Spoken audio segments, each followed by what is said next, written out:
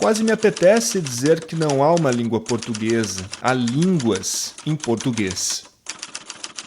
A frase do escritor português José Saramago resume a diversidade da língua portuguesa. Cada país, região, estado tem seu jeito próprio de falar, suas entonações, suas pausas, sua velocidade. Hoje, Em Tese apresenta um estudo de mestrado em letras que investigou características do dialeto de Curitiba. As minhas convidadas são a autora deste trabalho, a Poliana Milan, e a professora da Universidade Tecnológica Federal do Paraná, Maria Lúcia de Castro Gomes. Bem-vindas ao Em Tese. Obrigada, Aline. Obrigada pelo convite, pela participação. É um prazer recebê-las. Poliana, o que é dialeto? É a mesma coisa que sotaque ou não é? Como que dá para explicar o que é o dialeto? Então, Aline, na verdade o dialeto, sotaque é a palavra que a gente usa popularmente, né? Dialeto são características de um determinado grupo, né? Do modo de falar, aí você começou o programa falando da questão de velocidade. Velocidade determina uma característica de dialeto, né? Uns falam mais rápidos, outros falam mais devagar. Depende do grupo, né? A gente sempre faz uma comparação pela proximidade com o pessoal de Florianópolis. O Manezinho da Ilha fala muito rápido.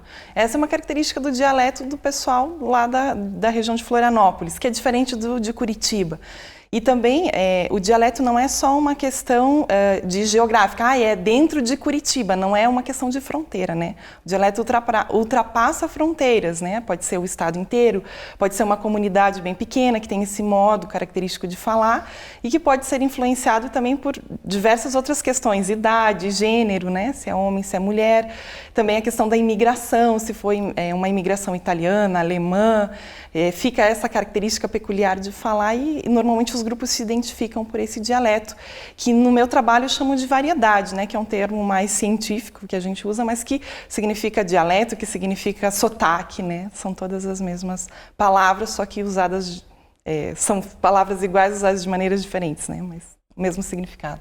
Professora, normalmente quando a gente fala dessa questão do sotaque, né, o popular sotaque, a gente sempre pensa na região, né, o sotaque de Curitiba, o sotaque do paulista, mas também é possível, como a própria Poliana falou, entender essa questão do dialeto também de uma forma mais social, cultural, é possível entender assim também? Exato, os estudos sociolinguísticos, né, eles analisam essas diferenças, né, de grupos, né, então tem os grupos sociais, as regiões, o falar feminino, falar masculino, né, as classes sociais, a idade, né, os jovens, aquelas tribos que têm lá sua própria forma de falar e muitas vezes um sotaque diferente, um léxico diferente, palavras, né, que são próprias de determinados grupos. Então a sociolinguística trabalha com todas essas diversidades da língua. Né? É um campo rico, eu imagino, até para compreender o ser humano no contexto social, né? Como que se dá a partir da língua? Com certeza, com certeza. E muitas vezes dificuldades de comunicação acontecem por essas diferenças, né? Então é bem interessante. Há diversas piadas até que acontecem, né? Como a gente estava conversando antes. A professora até contou uma que é bem interessante. Exatamente. Então essa piadinha eu sempre conto para os meus alunos, né? Para demonstrar essa questão da diversidade e das falhas de comunicação, né? Essa piadinha está num dos textos dos parâmetros curriculares nacionais, quando discute essa questão. Então, um jovem chega numa fazenda para visitar o avô e cumprimenta o avô. E aí, firme, vô? E o vô responde, não, filho, Silvio Santos. Então, aí a gente vê esse exemplo, né, da diferença de faixa etária, né? Então a forma de cumprimentar do jovem que não é a mesma do avô, e a questão da classe, não digo classe social, mas de onde eles moram, né? Aquele grupo rural, né, que tem essa variedade erótica que a gente chama, né? E o rapaz que é urbano, né? E fala da forma padrão, digamos assim, né? Então é bem interessante essa questão. Esses estudos, né, vão analisar justamente essas diferenças. Por falar em estudo, no seu estudo, você usa um termo chamado prosódia. O que é isso, Poliana? Então, Aline, você começou me perguntando o que é dialeto, né? A prosódia estuda umas características peculiares do dialeto, né? Como a professora Malu falou, existem várias outras que englobam a questão de léxico, a questão de troca de consoantes, se é por L, R, ou se você vai fazer essa consoante como R mais vibrante, mais caipira ou não, né? E isso não é o que eu estudo, mas está dentro dos estudos de variação dialetal, né? E a prosódia, ela estuda, primeiro, a questão da prosódia, ela, assim, popularmente pensando, é a melodia da fala, né? O jeito que a gente fala, tem sempre uma melodia, a gente não fala, é uma comparação simplista, mas eu acho que ajuda bastante. Nós não falamos como robôs, né? A gente tem uma melodia, um modo de falar que caracteriza, cada dialeto. Então, foi isso que eu tentei buscar na minha pesquisa de mestrado, ver qual é a característica dessa melodia, desse jeito de falar do curitibano. E aí a gente engloba várias características, como velocidade de fala, a gente calcula a duração das sílabas, né, de um enunciado, se ele fala mais rápido ou não. A gente sabe, percebe que o florianopolitano, por exemplo, vou pegar esse exemplo que é muito próximo de Curitiba, ele fala mais rápido, mas a gente não tinha como mensurar. Quanto mais rápido ele fala? O que é esse mais rápido, né? Então, essa é uma das características que eu estudo na minha pesquisa, é a velocidade de fala. E tem várias outras coisas, a gente queria buscar também saber se as pessoas conseguem identificar. Será que o modo de falar de curitibano ele é facilmente identificado ou não? Então, são várias outras questões que a gente busca trabalhar na análise da prosódia, né? E outros termos mais técnicos, como frequência fundamental e densidade, que eu acho que não veio o caso falar aqui no programa, mas, enfim, a gente trabalha também. São termos que ajudam a ver as minúcias, né, da diferença de um dialeto para o outro. Você usou um termo que foi minúcias, né? Então eu imagino que não seja simples você conseguir identificar. E para isso você precisa de um método bastante firme, bastante bem organizado para que você possa fazer isso. Que método foi esse e onde você encontrou a base para realizar esse estudo? Então, Aline, os estudos de prosódia no Brasil, acho que dá para fazer um parênteses aqui, eles são muito incipientes, né? E aí é difícil você... e qual é o método? Não tem um método pronto. São estudos que estão assim começando, cada um vai para um lado, eu vou analisar isso, aí o outro analisa de outra maneira, já não consegue comparar dialeto, por exemplo, porque as metodologias foram muito distintas. E a minha preocupação era encontrar um método que eu conseguisse comparar com outros dialetos.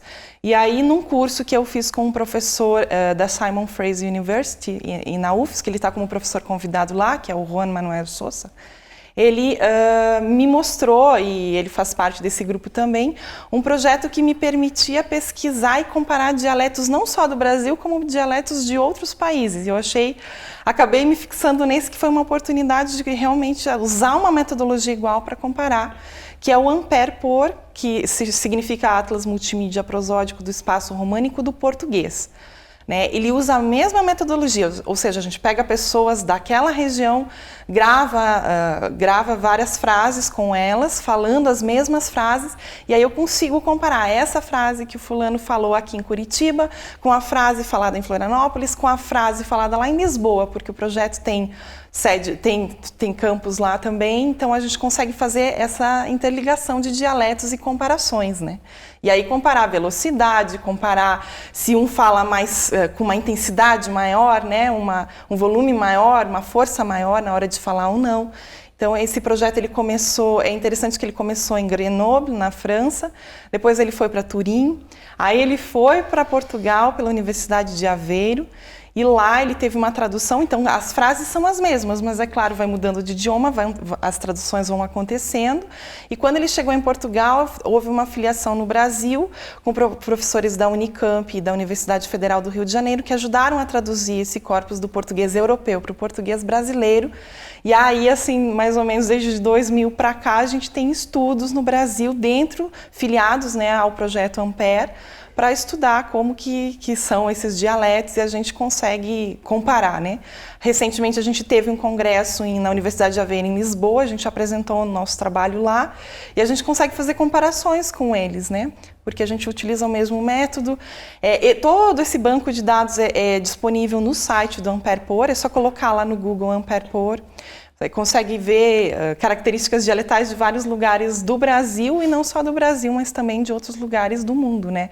De Portugal, que é ancorado nesse projeto do Ampere do português, mas também da Espanha, porque tem na Espanha, da Itália, da França, em vários lugares. Então a gente consegue fazer essa comparação, que é o mais importante para você conseguir dizer qual é a diferença de um dialeto para outro. E na UFSC, que a Aline também acrescentando, eles trabalham já há bastante tempo, tem uma pesquisadora lá, Vanessa Nunes, que ela já pesquisou praticamente uma boa parte dos dialetos de Santa Catarina, Florianópolis, Lages, Chapecó, Blumenau, e aí agora ela está em Sergipe, ela também já tem uma pesquisa enorme lá, já pesquisou falar de várias cidades do estado, e ela tem comparações muito interessantes que nos permitiram também comparar o nosso dialeto aqui de Curitiba com o que ela já tem pesquisado. E a gente chegou a conclusões bem interessantes. Eu consegui cruzar o modo de falar de Curitiba com o modo de falar de vários locais de Santa Catarina, e a gente já percebeu que o falar de Curitiba ele é muito próximo ao falar de Chapecó. Então a gente tem uma confusão aí quando a gente coloca pessoas ouvindo. Você acha que esse dialeto é de Curitiba ou de Chapecó? As pessoas ficam confusas, até mesmo os próprios curitibanos ficam confusos. Não sei bem, nossa, isso é muito curitibano. E a gente olhava, era Chapecó. Sim. Então, como eu falei no início do programa, não é uma questão de fronteira, né? Não é porque o Paraná termina nessa questão geográfica que fica preso ali, né? Que ele se expande, né? E aí, diferentemente disso, quando compara com Florianópolis e com Lages, que tem já um modo que a gente pode falar que é um pouquinho mais cantado, aí já se identifica. Não, eu tenho certeza que isso não é Curitiba, né? Então, esse projeto ajuda a fazer essas comparações que são bem interessantes. E, professora, na UTFPR, qual que é a preocupação científica de vocês? Então, nós temos um grupo lá, um grupo de pesquisa chamado Estudos dos Sons da Fala.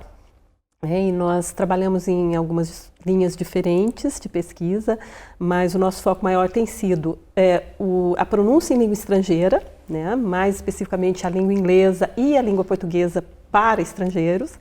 E temos um grupo também em fonética forense. Então, nós estamos trabalhando com a fonética, né, nas suas três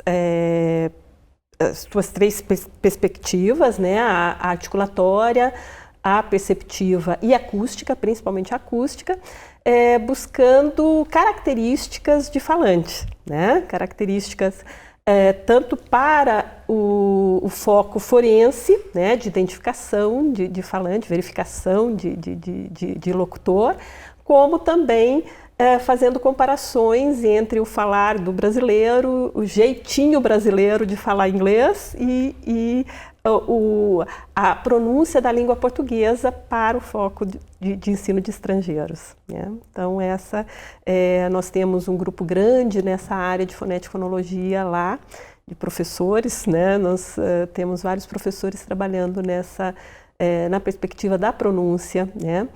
E as nossas pesquisas têm sido mais a nível segmental, né, não de prosódia, poucos estudos em prosódias, então estamos aqui convencendo a Poliana a participar do nosso grupo para trazer mais elementos da prosódia que seriam de grande valia para os nossos estudos, né? E é um grupo bem interessante, sabe, Aline? Porque é o único que estuda a prosódia forense no Paraná. Tem poucos no Brasil, nem tenho conhecimento de outros. O estudo de fonética forense é novo, né, no Brasil, e então nós iniciamos as nossas pesquisas, já começamos a ser procurados, né? Inclusive tem um grupo de pesquisa na UFSC, que trabalha com a escrita, né? Então o foco deles é análise de textos. Então a gente tem trabalhado em parceria, eles iniciaram lá uma produção científica, um jornal, um periódico, né? nessa área que chama Language and Law, Linguagem e Direito, é uma revista bilíngue, e nós acabamos de organizar um número da revista só na área de fonética, então foi bem interessante para o grupo, né? E estamos assim bem iniciantes, porque é uma área bem complexa, né?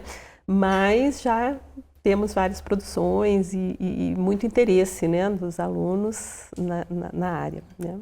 Não é meu estudo, mas eu já fiz alguns cursos de prosódia forense e é bem interessante porque é uma parceria que os linguistas fazem com, por exemplo, institutos de criminalística do Brasil, né? E se percebeu a importância do linguista ajudar nessa análise, por exemplo, de pessoas. Tem um estudo até no grupo da Malu que analisa como que um bandido disfarça a sua voz.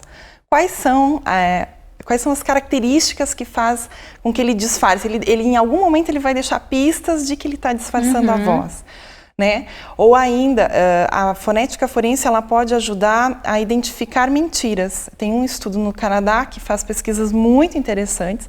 E é bastante difícil, são várias análises. Porque a questão da mentira sempre fica o foco da expressão. Expressão, exatamente. O foco da expressão, aquele aparelhinho antigo que, né, detector de mentiras, né? E a gente percebeu que a linguística pode ajudar muito nisso. Esse grupo ele é bem conceituado no mundo e eles pesquisam coisas muito interessantes como um falar normal. Você vai começando a conversar com uma pessoa que é suspeita de um crime e ela não faz muitas pausas na fala. E aí você percebe que quando você começa a apertar ela, falar de coisas mais específicas, ela começa a fazer pausas que ela não fazia normalmente, que pode ser um indício de mentira. Ou se ela acelera a fala na hora que ela mente. Né? Essa aceleração que ela faz na fala ansiedade, é uma pista de que pode estar mentindo naquele momento. Por que naquele momento ela acelera tanto para falar e em outros não? Né, o gaguejar, essa coisa que você fica né, e começa... Então o linguista começa a observar esses pequenos detalhes na fala que podem ajudar um perito a identificar, exatamente, a identificar se está mentindo ou não, né, e que momento. O Em Tese faz um rápido intervalo e já voltamos.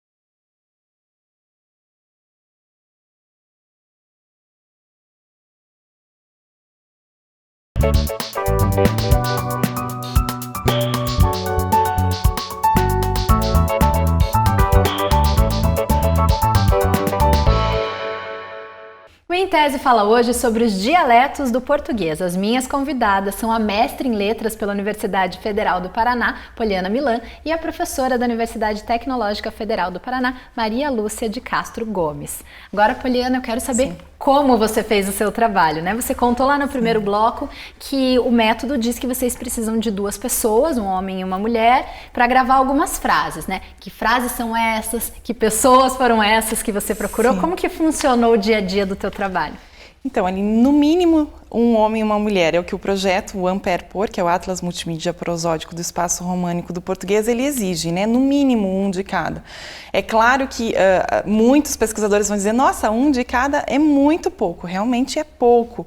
Mas, em se falando de prosódia, é muita coisa. Para ter uma ideia, só a minha pesquisa deu 10.000 linhas de dados em números do Excel. Então, aí a hora que você vai rodar os números é uma coisa assim muito enorme e aí fica difícil. Então, eu trabalhei com um, porque era mestrado, eu trabalhei com um homem, um masculino e um feminino. E é uma dificuldade enorme, porque eu queria trabalhar com o dialeto de Curitiba. E aí, Que curitibano é esse? Um dialeto puro, então, não existe esse dialeto puro. Curitiba tem mais de 50% da população que não é curitibana, não nasceu aqui. Então foi uma dificuldade enorme e é uma dificuldade que todos os pesquisadores que querem trabalhar com análise de dialeto de Curitiba têm. Encontrar filhos de curitibanos, né, que nasceram aqui, sempre viveram aqui, porque a preocupação também é a pessoa sai do seu ambiente, né, de nascença, ela vai às vezes se identificando com outros dialetos e vai aí pegando algumas características e quando volta já não é mais aquele curitibano puro, né, bem entre aspas, como você falou.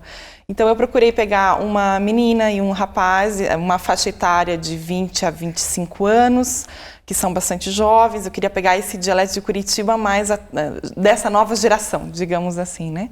Porque é uma característica diferente de pegar uma pessoa de mais idade, né? Acima de 60 anos, com certeza vai falar diferente desse curitibano de 25 anos. E aí nós temos na Universidade Federal do Paraná, no setor de letras, um estúdio acústico, aí a gente grava com eles, faz teste de familiarização, que a gente chama, porque as frases do Ampere, elas são um pouco engraçadas. A gente tem um slide, né, a gente monta um slide lá no computador, e a pessoa vê figurinhas nesse PowerPoint, digamos assim, e ela tem que formar a frase mentalmente, porque a gente quer fugir da história da leitura. Porque a leitura, ela modifica a prosódia, o modo de você falar. Então, a gente tenta fazer o mais natural possível. E ela vê essas figuras e tenta montar frases, afirmações, perguntas. E aí tem um pássaro, por exemplo, um coração que vai significar que gosta, e uma outra figura. E aí ela vai falar, o pássaro gosta do Renato. E ela tem que ver o pássaro, o coraçãozinho e uma figurinha que a gente diz que é o Renato, e ela tem que formar essa frase. Se é uma pergunta, ela vai falar, o pássaro gosta do Renato? Então ela aí vai ter que fazer essa pergunta. E assim a gente faz, no Brasil inteiro, quem é afiliado ao Ampere faz essas mesmas frases, e a gente consegue comparar. Inclusive, assim, essa mesma frase, quantas sílabas por segundo um pessoal de Curitiba fala? Quantas sílabas por segundo o pessoal de Lages vai falar? O pessoal de Sergipe? A gente faz essa comparação e aí esse é o método, né, do Ampere, e foi essa maneira que eu encontrei mais fácil, digamos, de pesquisar prosódia, porque existem vários outros métodos e nem todos muito fáceis, porque também é importante falar que a prosódia precisa muito de um engenheiro da computação. Porque a gente precisa rodar dados muito específicos em programas computacionais que um linguista, um foneticista, um fonólogo não dá conta sozinho, né? Então, essa parceria é importante e a gente ainda não tem na Universidade Federal do Paraná. Então, eu fui em busca, na Unicamp tem engenheiros, inclusive um linguista, engenheiro que é o Plínio Barbosa, que trabalha muito bem com isso e ele ajuda, né, a rodar esses dados. Então, sempre precisa dessas parcerias, né, das outras áreas para conseguir analisar tudo isso. O que você descobriu depois de tanto trabalho, tantos dados, inclusive em quantidade, né, para analisar? Qual que é o resultado que você tem? Então, Aline, eu consegui comparar a velocidade de fala, que a gente chama cientificamente de taxa de elocução, que é quantas sílabas por segundo o curitibano fala. E cheguei a alguns dados interessantes, por exemplo, que a mulher ela fala um pouquinho mais devagar que o homem, 6,9 sílabas por segundo, o homem fala 7,5. E aí a média do curitibano ficou 7,2 sílabas por segundo. Comparando com outros estudos de taxa de elocução, eu cheguei à conclusão, aí é uma conclusão assim bastante simples, né? Mas o curitibano ele fala mais rápido que o dialeto paulista, por exemplo, e mais devagar que o mineiro e o florianopolitano, que foram alguns dados que eu consegui. O florianopolitano, para a gente ter uma ideia, chega a quase a 9 sílabas por segundo, 2 sílabas por segundo. Uma metralhadora de sílabas. É uma metralhadora, por isso que muitas vezes a gente fala, o que ele falou mesmo? Porque, né, a gente está acostumado a essa velocidade de fala mais de 7 sílabas por segundo, quando a gente pega um dialeto que fala 9 sílabas por segundo, a gente fica meio... Não entendi, né? Pode dar até um ruído aí na comunicação. E além disso, a gente fez alguns testes de percepção bastante interessantes, que a gente queria saber se o curitibano ele identificava o seu dialeto, o seu modo de falar. E quando ele tem a frase sozinha, eu dou uma frase para você, Aline, me dizer. Você ouve essa frase e me diz, é de Curitiba ou não é? E aí você me diz, é de Curitiba. Nesse teste foi muito interessante porque os curitibanos se identificaram muito, né? O resultado foi bastante interessante, chegamos a mais de 70% de identificação do seu modo de falar. Mas também é curioso que quando eu coloquei o dialeto de Curitiba com o dialeto de um outro lugar, por exemplo, eu peguei o dialeto de Curitiba com o de Chapecó, e aí a Aline ouvia o curitibano falando e depois ouvia o pessoal de Chapecó falando. Aí deu uma confusão. O curitibano já não se identificava com tanto sucesso quando ele ouvia uma frase sozinha do curitibano. Então mostrou que há aí uma proximidade com o falar de Chapecó e de Curitiba. E claro, quando tinha esse contraste com Florianópolis, não. E tem outros estudos também, outros resultados que eu consegui chegar interessantes, é que o dialeto carioca, por exemplo, alguns estudos mostraram que o carioca, ele costuma fazer a diferença de uma afirmação de uma interrogativa mais no final do enunciado, no final da frase que ele está falando. O curitibano não, já no início, quando ele começa a falar, a gente sabe a intenção dele, se ele vai falar uma afirmação ou se ele vai fazer uma pergunta. Então são algumas das conclusões que eu cheguei na minha pesquisa. E professora, de que maneira que esses resultados interessam ao grupo lá da UTF-PR? Isso vai ser muito interessante para nós, né? Como nós estamos trabalhando com essa questão de caracterização de falante, né? De buscar características próprias para uso, tanto no ensino de língua estrangeira, né? Como na questão forense é de grande importância, né? Uma das áreas da forense é justamente a determinação de origem. Né? Então, no Brasil ainda não temos muitos estudos nessa área, nem muita aplicação nessa área, mas na Europa, Estados Unidos, né, eles fazem muitos estudos para analisar questões de imigração, né, e tudo mais. Então, com certeza nós estamos entrando com muitos imigrantes chegando no Brasil, certamente a gente vai ter essa necessidade no futuro, né? Então, essa questão, e também o brasileiro imigrando bastante, né, em outros países, então é uma área de estudo bastante promissora, né? E que a globalização impõe, né? Impõe, exatamente. Você ter informações sobre os diversos falares vai ter, com certeza, uso em em diversas áreas, né, de aplicação aí das questões da fala. Professora Maria Lúcia Poliana, obrigada pela presença no Em Tese de hoje. Obrigada também, Aline. Parabéns pelo trabalho. Eu que agradeço. A conversa de estúdio de hoje foi baseada na dissertação em letras da Poliana Milan. O trabalho completo pode ser baixado gratuitamente no banco de teses da UFPR. E você pode enviar sugestões de teses e de dissertações para serem debatidas aqui no programa pelo e-mail que aparece na tela. Curta o UFPR TV no Facebook e se inscreva no nosso canal do YouTube para acompanhar a nossa programação. Até a semana que vem. Tchau!